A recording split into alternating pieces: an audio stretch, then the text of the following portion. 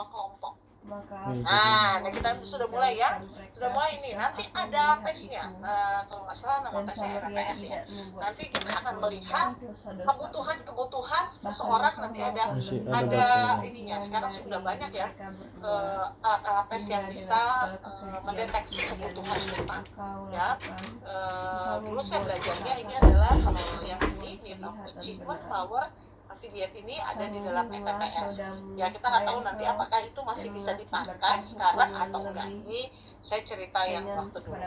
Nah, ini adalah kebutuhan pencapaian menurut McKellen. Achievement. Kebutuhan ini timbul karena seorang melakukan pekerjaan ditantang untuk menantang dan bersaing. Ya, jadi dia berlomba dan dia memenangkan dalam perlombaan tersebut. Seorang akan berupaya untuk mendapatkan promosi dan akan berupaya untuk mendapatkan imbalan atas apa yang dicapainya. Ya, ini adalah need of achievement. Yang kedua, power. Kebutuhan ini timbul karena adanya dorongan dalam diri untuk mengendalikan orang lain. Jadi, kalau need of power-nya tinggi, biasanya kalau ngomong di dalam grup, dalam kelompok, pasti suaranya yang paling keras dan hanya dia yang mau didengar. Ketika ada orang lain ngomong, dia nggak mau dengar. Ya, dia malah ikut ngomong juga karena menurut dia kalah pamor kalau dia tidak ngomong. Padahal di dalam sebuah kelompok tentunya kita akan saling berbagi satu sama lain tentang pendapat. Ya, nah kebutuhan ini timbul karena ada dorongan dalam diri untuk mengendalikan orang lain, memiliki wewenang dan pengaruh, serta adanya hasrat untuk mengubah keputusan demi kepentingan diri sendiri. Adanya kebutuhan untuk mendapatkan reputasi dan harga diri mendorong seseorang untuk mendapatkan kebutuhan akan kekuasaan. Ya, punya kekuasaan yang lebih besar akan menjadikan seseorang itu melakukan sesuatu lebih baik dibandingkan memiliki kekuasaannya yang cukup tinggi. Nah, perlu dilihat bahwa para pemimpin yang ada harusnya dia mempunyai need of power.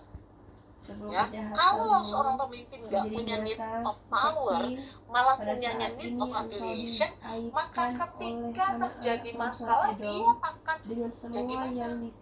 Yang lain gimana? Dia nggak bisa memutuskan sesuatu. Harusnya kalau dia sebagai pemimpin, ketika ada masalah dan tidak ada jalan keluarnya, dia harus mengambil satu keputusan yang bisa diikuti oleh anggotanya dan tidak merugikan banyak orang. Yang pokoknya yang paling resikonya yang paling kecil. Semua keputusan pasti ada resiko. Even tidak membuat keputusan pun ada resiko. Jadi saya memutuskan tidak membuat keputusan, itu ada resikonya. Ya, saya memutuskan untuk tidak memilih, itu juga ada resikonya. Ya, A atau B. Saya memutuskan untuk tidak memilih A atau tidak memilih B. Itu ada resikonya. Nah, yang ketiga, kebutuhan akan affiliation. Kebutuhan ini timbul karena adanya dorongan untuk dapat berhubungan dengan orang atau kelompok. Nah, seseorang akan berusaha untuk bekerja secara tim dengan membangun hubungan yang baik, akrab agar dapat diterima oleh tim. Nah, pemimpin yang need of affiliation-nya tinggi, maka dia akan mencari katakanlah supaya dia bisa diterima oleh semua orang di dalam kelompok. Padahal untuk dapat diterima oleh semua orang adalah sebuah kemustahilan. Benar?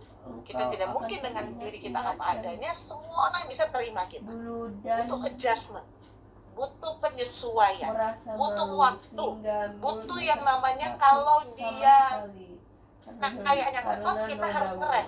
Kalau dia kayaknya diam, kita yang ngegas. Itu butuh sekali. Ya, kenapa seperti itu? Supaya terjadi dinamika. Kalau dua-duanya ngotot, maka tidak akan selesai. Atau kalau dua-duanya diam saja, tidak ada yang ngegas, juga tidak akan sampai kepada tujuan. Nah, seseorang dalam kebutuhan ini cenderung menyukai bekerja dalam satu tim, menyukai adanya perkumpulan, dan berupaya untuk bisa diterima dan dicintai oleh orang lain. Yang berikutnya adalah teori penetapan tujuan atau goal setting theory. Nah, goal setting theory ini dikemukakan oleh Edwin Locke pada 1969. Menyatakan pentingnya tujuan dalam melaksanakan suatu kegiatan. Jadi, goalnya itu harus ada. Kamu ngapain? Mau makan. Goalnya apa? Oh, yang penting pengen makan aja. goalnya itu harusnya Katakanlah supaya kenyang. beginilah firman Tuhan Ya, Allah. kamu mau kemana? Seekor burung Mau jalan-jalan kacauan aja. yang Ya, besar goalnya dengan apa? sayapnya yang besar Goalnya kamu dan jalan-jalan itu panjang, apa? Oh iya, penuh dengan saya mau bulu yang membeli ini. berwarna-warna, Nah, jadi datang ke goalnya harus gunung ada. Libanon, Dalam teori ini dan ia disebutkan bahwa mengambil motivasi pulang utama seseorang dalam bekerja memikul dikarenakan adanya cak tujuan pohon yang ingin aras. dicapai. Dia mematahkan Dengan adanya pucuknya tujuan yang tersebut, paling maka seseorang dapat ujung mengukur dan tindakan memiliki yang harus sebuah dilakukan negeri dan besarnya perdagangan. usaha yang Lalu harus diletaknya dikerahkan. Ada 4 macam mekanisme dalam memperoleh motivasi. Yang pertama, tujuan mengarahkan perhatian. Yang Dan kedua, ini tujuan mengatur terang upaya. kali kayak mana cara mau menghapus Karena ada terangnya ini tujuan, lampunya maka perhatian kita, dikurangi. attention kita itu kita arahkan kepada satu hal. Karena ada tujuan, maka drive Oh, ini. ya, usaha kita atur. Dah. Kemudian Kayak mana yang ketiga, karena ada tujuan, maka kita akan meningkatkan resistensi Kasih ya, untuk Dek. kita melakukannya. Ya. Kemudian keempat, karena adanya tujuan, ya, maka kita akan membuat strategi bagaimana supaya kita mencapai pada tujuannya.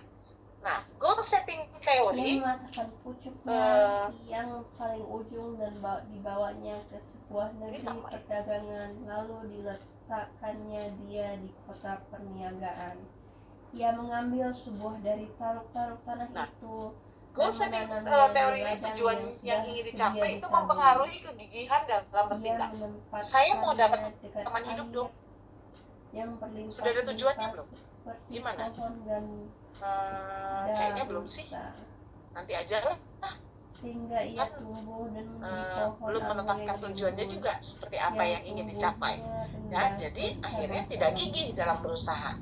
Nah, ketika suatu tujuan sudah jelas, bisa dipahami, memiliki manfaat, maka seseorang akan bekerja lebih keras agar dapat mencapai tujuannya. Sebaliknya, ketika sebuah tujuan sulit untuk dipahami, maka seseorang itu enggan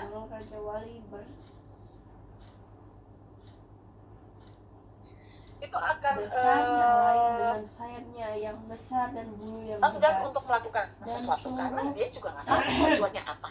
Ya, penetapan tujuan itu mempengaruhi ranah kognitif seseorang, namun berdampak pada keperluan praktis. Dan cabang-cabangnya Teori harapan atau